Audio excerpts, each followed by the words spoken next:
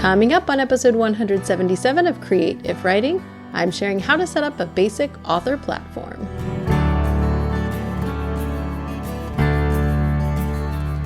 I can't go back to sleep, it's almost light. These restless thoughts have kept me up again tonight. Hello and welcome to Create If Writing. This is the podcast for you, a writer who wants to sell more books without being smarmy. And I'm your host, Kirsten Oliphant.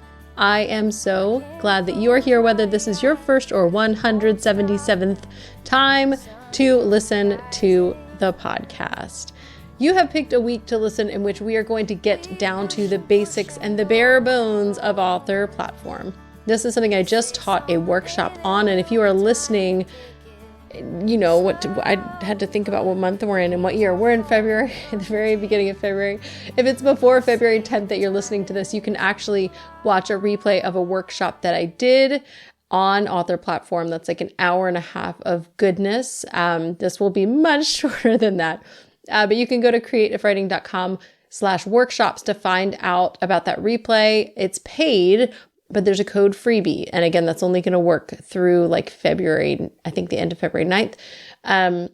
But I am doing paid workshops this entire year. That one was a freebie to kind of give you guys a taste. But I'm going to talk a little bit about kind of the basic building blocks for an author platform here, because I looked and it's been a long time since I've done this on the podcast, like 2 years or something.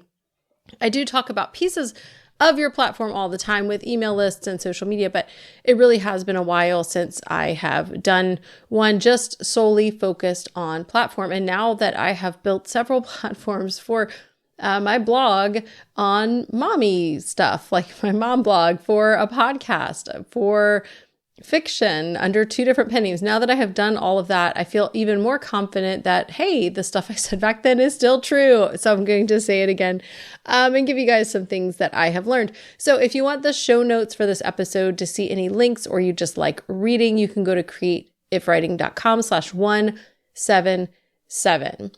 Okay, so let's get started on the basics of an author platform. And I think it's really important first to kind of talk about this word, because it's kind of one of those like keywords that people toss around. And actually, you know, I use it for like the overarching big platform, but then I also talk about social media platforms, which are kind of like the building blocks. So people use it all the time. Michael Hyatt wrote a book on it, and I'm just going to summarize it in a couple of ways. But your platform, if you really break it down, it's your people. It's those people who want to show up for the things that you're doing, the people who follow you, the people who are your fans. And you will probably, as you build a platform, have kind of a range of people. You'll have some lurkers who just kind of hang out and never really talk. Hey, lurkers. I actually love lurkers. I used to do a lot more shout outs to them because I totally get that. They're the people who might be in your Facebook group and never speak up, but they read all the posts. They might get all of your emails. They don't hit reply, but they're there. And sometimes when I say something in email to those people, they'll hit reply and be like, hey, I've been lurking and I haven't said anything until just now. You called me out. I lurk a lot of places, so I soft spot in my heart for you guys who are there and not speaking up. And that actually, those people can be huge fans. So lurkers aren't necessarily people who aren't going to buy your books, but you will have people who maybe aren't going to buy your books who are lurking around. You'll have people on your email list who forgot that they're even there, or don't open them, or maybe they bounce and they're still on your list, but they're not going to get emails. And then you'll have all the way to the rabid fans who, I have some people, and shout out to you guys too, who follow me on all of the platforms, who came from my mommy blog, listen to the podcast, and buy the books in all the genres that I write. So shout out to you guys as well. It's kind of surprising to me because I tend to be a person who wears a lot of hats. I read all the things, and I probably will be writing in like 5 genres by the time it's all said and done. I probably shouldn't tell you I'm about to launch another pen name. Don't throw things at me. I'm going to do it. We'll talk about that later, not in this episode. But when you talk about platform, you're going to talk about your people. Those are your fans, and there's a range of them. But the goal of your platform is to take those readers who've connected with you and to turn them into raving fans. And really only you can do that. And you might also push people away. Like maybe there's some of you who are listening to this podcast and my voice or the way that I talk, or the way I talk about things, my perspective is turning you off and you're going to click away and never come back. And that's okay, because that might mean you're not my ideal person. You need to go learn from someone else who's a little bit less off the cuff and who laughs at themselves less during the podcast. That's fine. That's okay too. So your platform is your people, and the goal is to turn readers into raving fans. Now, if you're doing traditional publishing, if that is your goal, you still need a platform. It used to be a lot more that marketing would be handled by your publishing company. And that still happens to a degree, a big degree in some cases, but you're expected now to bring something to the table. Back then, they didn't have social media and email lists and things the way they do now. And so now that we have all these tools, yay, the expectation is greater. And in episode 40, which I think you can find if you go to creativewriting.com/040, and I'm going to check and make sure that works right now, 040, I did an interview with Maria Ribas, who is a literary agent. Yep, that works. And she talks about what it takes, and she talked specifically kind of about blogging and nonfiction, but what does it take to get a book deal these days? And this does, differ from fiction and nonfiction, but again, you're expected to show up with something. So if you're an indie author publishing independently, self-publishing, you're going to need a platform because you're going to need to sell the books yourself. And if you sell one book, that's one book sale. But when you build a platform, you're building people who will buy one book and then another and another and another. So it's a more solid foundation for your marketing plan. Okay, so that's what platform is. And let's talk about the basics. And I mean it, like we're going to be really basic here. I had somebody ask this before I did the training on workshops, and it was a great question. If you're setting up a pen name, how far do you go? And so I will tell you actually before I get into the basic building blocks, as an example, what I set up when I did my pen name. So about 2 years ago, I set up the Emma St. Clair pen name, and I did set up Twitter, which is now deleted because that was a giant waste of time. I set up a Facebook page, which I really don't try to grow. I use it for advertising. And here's the thing, like I target a lot of people and they're not people who like my page, and that's fine. I make book sales and Facebook ads are working for me. Even though I only have about 500 likes, I do have a Facebook group, which is about 400 people. And I have an email list of about 6,000. So you can see where my priorities have been. It's email. I did start a blog, and I really don't blog there. It didn't serve me very well, but blogging can. We'll talk about that too. But I decided it was just kind of a waste of time that I was selling books without blogging. So why should I blog? So I'm not. When I started the Sullivan Gray pen name, similar thing. I did not bother with Twitter. I set up a Facebook page, which has even less likes. And that's really, again, for running ads, which have also been effective without a huge page. I have a Facebook group that I share with Courtney Lott. Woo woo, Courtney. And we're doing that kind of together because we launched our first series together. And it's a lot easier to run a group together, I'll just say, because Facebook groups can be a lot of work. So we're both in there. Like I have been out of pocket writing stuff, and she's been in there posting this week, which has been fantastic.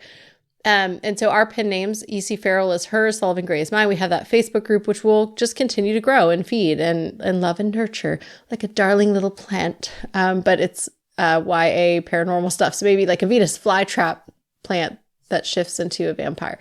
Okay. And then also an email list, which is about 3,000 now. Again, you could see where my priorities are. And for Sullivan Gray, I didn't even start a blog. I bought the domain name, author Sullivan Gray, because Sullivan Gray was taken.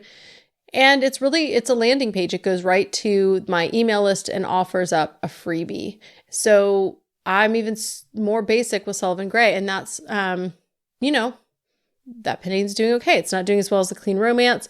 I haven't been writing as many books or promoting, but it's still, for all intents and purposes, for a new pen name has done really well. So those are the basic things that I've done, and those have worked for me. And so that's really what I'm going to suggest for you guys. Two main things. If you're just setting up an author platform, or say you have an author platform, you have all these things, and you're feeling like you are so stressed out and you're not getting anywhere and you don't know what's wasting your time, slow down, calm down, and do two things, okay? Email list and pick one social media platform to focus on. And I know I said I have a Facebook page and a Facebook group. You do not have to have both. But I'll tell you why I use the ones I do when we get down to social. But those are the two main things that I would suggest if you're trying to either simplify or find what's the most effective use of your time.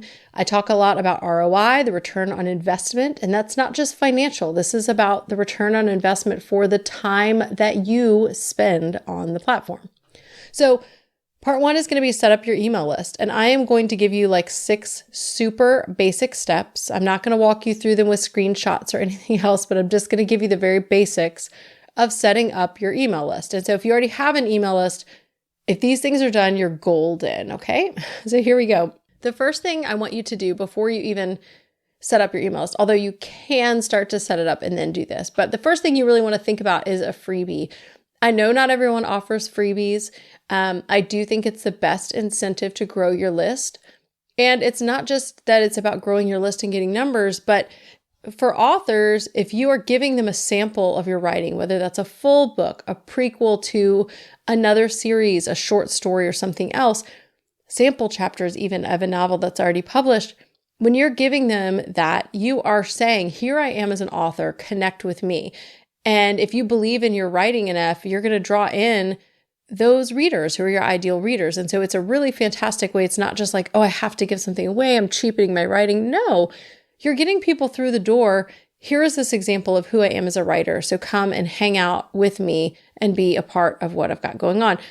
It's a fantastic thing, but you want to make sure that what you're giving them is something that connects to your other things. Like you don't want it to be completely separate from like what you're going to send in your emails or separate from what you actually write. And as an example, when I was doing my mom blog, I had all these freebies that were really effective, but like they had nothing to do with anything that I like sent out in my weekly emails, and they had nothing to do with any kind of other paid products or books that I had. So as an example for Sullivan Gray, when I set up this young adult pen name, I created a 12,000 words, so not very long, short story that was a prequel of a character who became a main character through the next trilogy. And I will talk about promotion before we get out of this email section, but I just promoted that. It was not very long, but it was a character who tied into the main series, and it had people hungry to learn more about that character. Now, I promoted that before the books came out, but then in the books themselves, for people who find the books but haven't read the prequel, I have links in there like, here's the prequel, go find the backstory. And so I had people sign up there as well. And Courtney, under the E.C. Farrell pen name, because we did this together, she also created a freebie prequel for a character that was one of her main characters that she brought to the table into the series and has done the same thing. So create a freebie, make it relate to other content that you have, but especially your paid content wherever possible. So if you can do a prequel to a series, an extra bonus scene from another character's point of view, that's something really good, especially to go in like the back of a book, but just create something that's going to lead to your other products. And then let's be simple, create a single form, or better yet, a landing page to give away that freebie. Now, I use 2 main email services, ConvertKit and MailerLite. Now, I'm an affiliate for both of them. I will put links in the show notes, but if you want to sign up for free under me, you guys can get, it gives me a commission at no extra charge to you. And with ConvertKit, they do now have the free plan, so I'm not sure. I actually have a sponsorship deal with them. So if you go to creativewriting.com/ConvertKit, I'm not sure if that gets you 30 free days now or if you just start on the free plan, but both MailerLite and ConvertKit, I'm a huge fan of those companies. They have landing pages. And what that means is they have a basic page that you don't have to really design. They have like templates set out for you, and you can just plug in the things and there you go. And it's like its own little mini website. It's just one page. So when you go to authorsullivangray.com, you're going to see just basically a form to sign up for my email list. That's it. That's a landing page. Create one of those. Or if you already have a blog, you can create a form. But landing pages are awesome because you can send the traffic to that page. You're not like, go on my blog and then try to look in the sidebar and find the thing, and then you can, no, just send them to this one link, okay? So maybe a form, but for sure a landing page to give away that freebie. Create a name. This is in the back end of your email provider. A name for the group or list, or create a tag. It kind of depends on which provider you use. Create a specific name for the people signing up for that freebie. So I'll have, something like Freebie Dragon Air for Sullivan Gray, about the Dragon Air prequel. And so when people join on MailerLite through that form, there's like the automation in the back end, and they it kind of puts them in that group or whatever. So I like to do that just so you can, as you start to do more things, when you get bigger with your platform, you might have more freebies or more places that people sign up. I like to know where they came from. And so that's why I do it. With ConvertKit, when they sign up through a form, you can actually, when you're emailing, you can choose to send to all people who signed up through a form. So that takes out that step. You don't have to create a group or something. With MailChimp, they've got their lists, and that's become a little bit more of a pain now that their plan has changed. So I really would highly recommend MailerLite or ConvertKit, but either way, just make sure on the back end you're labeling kind of where those people came from, because that also helps you see what's effective. If you end up with another freebie down the line, or maybe you're promoting through one site and also another site, you could actually create different names for both of those and then kind of see, okay, this site performed better in terms of how many people signed up. So just give them a name, make sure your back end of the email list is kind of labeled and set up, and then create a very simple automated welcome series of 1 to 3 emails. If you don't have a lot of time and you just need it set up, just 1 is fine. I like 3. Some people send really long welcome sequences, which is fine. I like to get people going and live with me because I do send out emails weekly. So I want to catch them up and have them with me now. But you can do what you like, but do set up something that is pretty short and simple. And you can do that really easily through, ConvertKit, it's your sequences. And you can set up the automation rules so that when someone signs up to a form, they start getting a welcome sequence.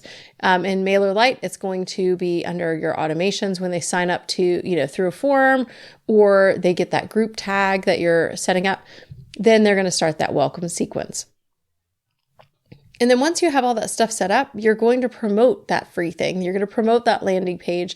And you can use sites like BookFunnel, Story Origin, BookCave, Prolific Works. You can also send paid traffic through Facebook ads. But if you're using those sites like BookFunnel or Story Origin, the best way to grow is not just to put your free book up there, but to actually join a group promotion where everybody's required to share a certain number of times with their list. And that's a really helpful way. You can also do other paid options like book sweeps or authors XP, and those will allow you to pay money, and they will do giveaways or host things where you might give away a book at the end, but you're going to end up getting, somewhere between 500 or 800 subscribers for those. And then you're going to show up consistently in people's inboxes. And, maybe that's once a week, maybe that's once a month, but you want to be sending content that interests your readers. They don't probably just want behind the scenes. So consider, can you give them book recommendations? What kind of things are they interested in reading that's going to get them opening your emails? But this is really pretty simple, right? You're going to create a freebie, set up a form or landing page, create a name for the group or list that those people come onto your list through, which will help you down the road, trust me. And then you're going to set up a super simple welcome series, promote your free thing, and then show up in people's inboxes. And the reason that I always put email first is because, number one, that's just the best sales are going to happen through email. That does not mean, I really wish it meant that all 6,000 people on my list would buy my latest book, but they don't. But I can tell you that the percentage of sales is much higher than when I post on a Facebook page or in a group or something like that. Much, much, much, much higher. And Tim Grahl found that as well, who is he's on a bunch of podcasts and has a book, I think Your First 10,000 Readers. Oh, I always get his and Nick Stevenson's confused because they have 10,000 in them. But I should probably look that up so I know once and for all which one it is. But he helped a lot of bestsellers launch. That was his job, was behind the scenes book launches.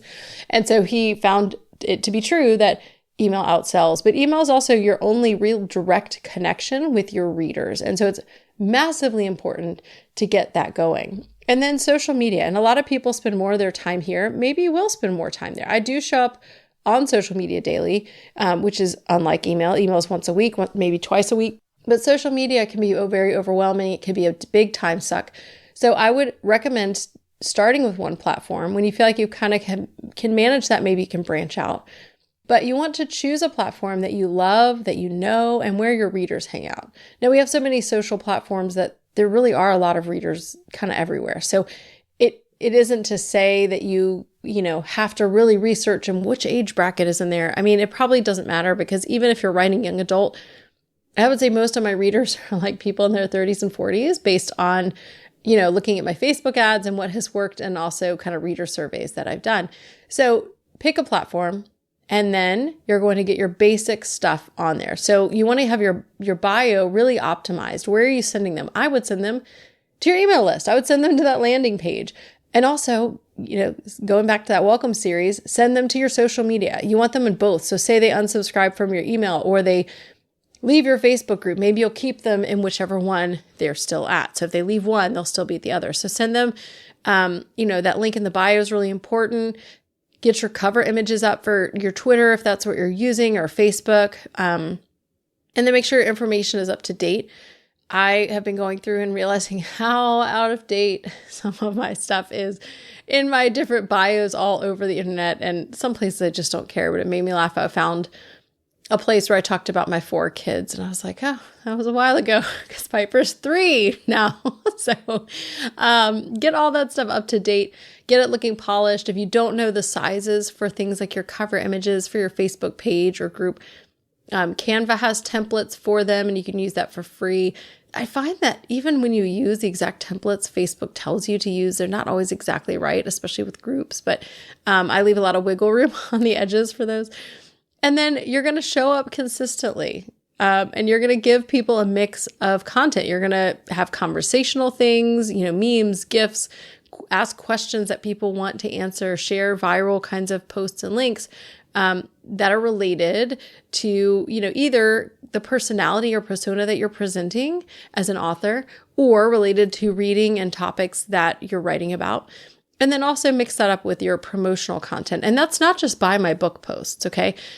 And also, buy my book posts don't just have to look like buy my book posts. Maybe I'll need to do an episode on creative ways to sell online, but you can post, you can ask people, hey, have you read my books here? Can you leave a review here, and have a link to that? Hey, don't forget to follow me on Amazon or BookBub, or go put my book on your bookshelf on Goodreads.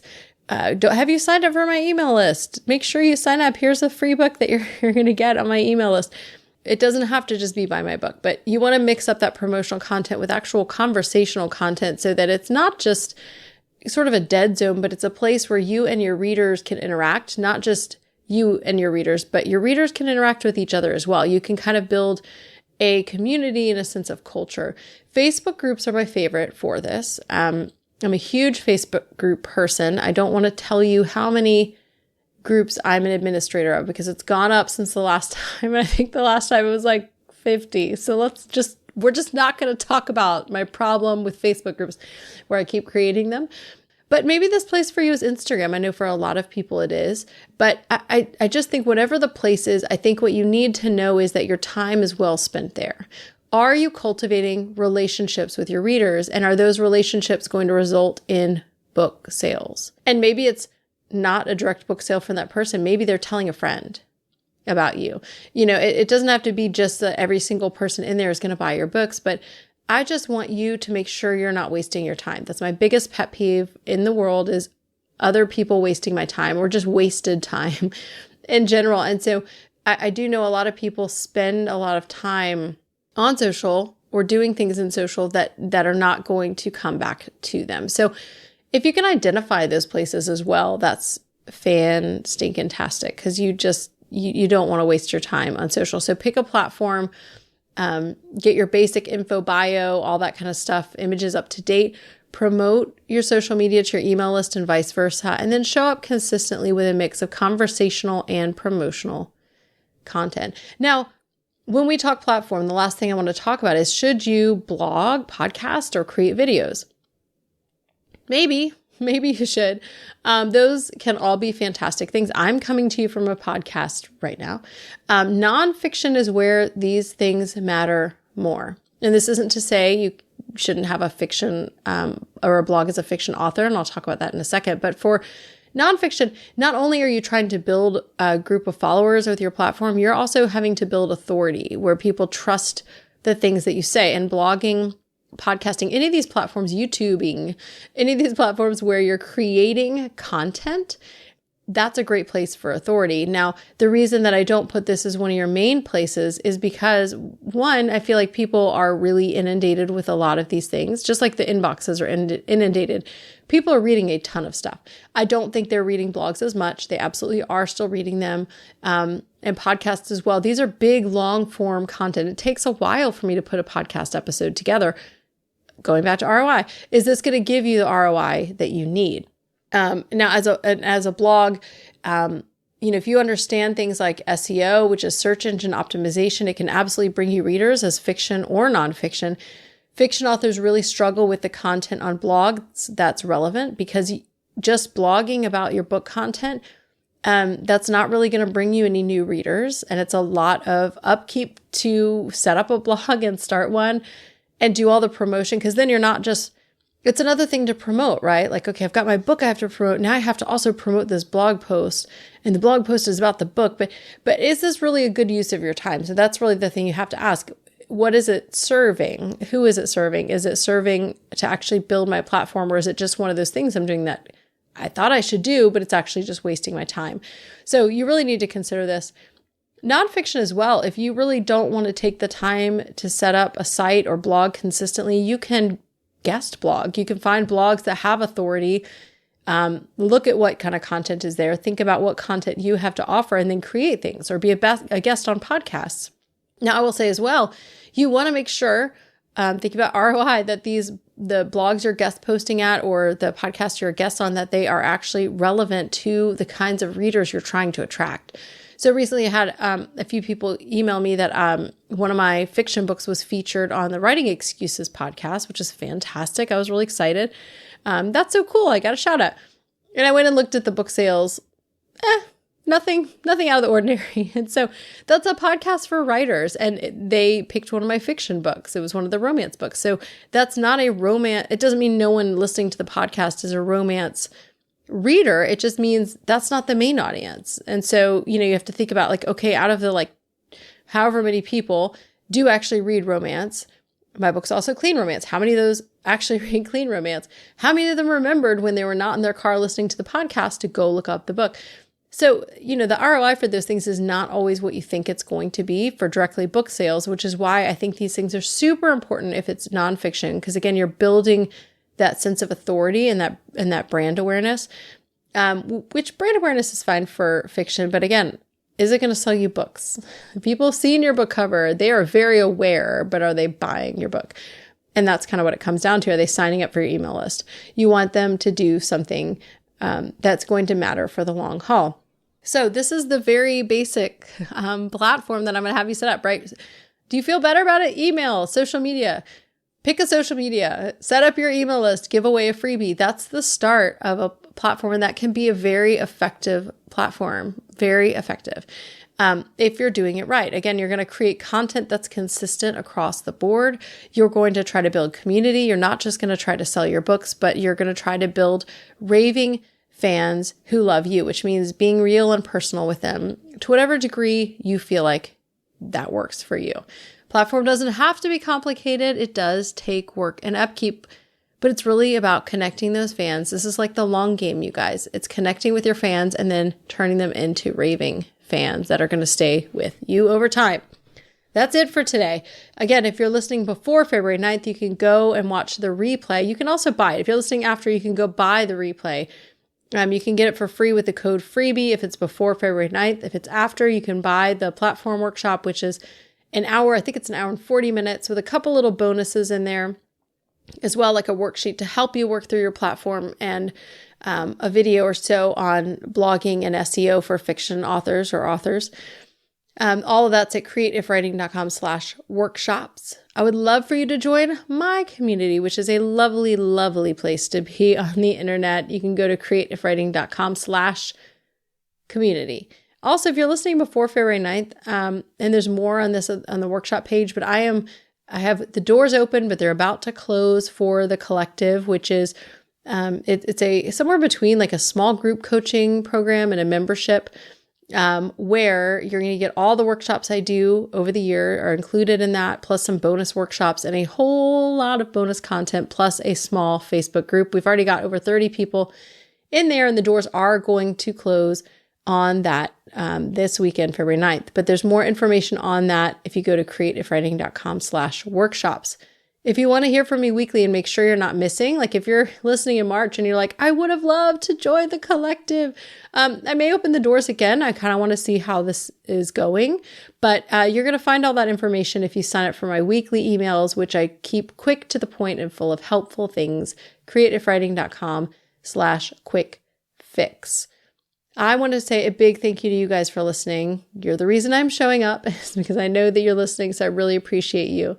A big thanks to Jasmine Commerce of JasmineCommerceMusic.com for the music that you hear on the show. She's an independent artist. Go support her. She's phenomenal. Also, lovely, lovely lady. And now it's time for you to go out and create content that you love and serve your people well.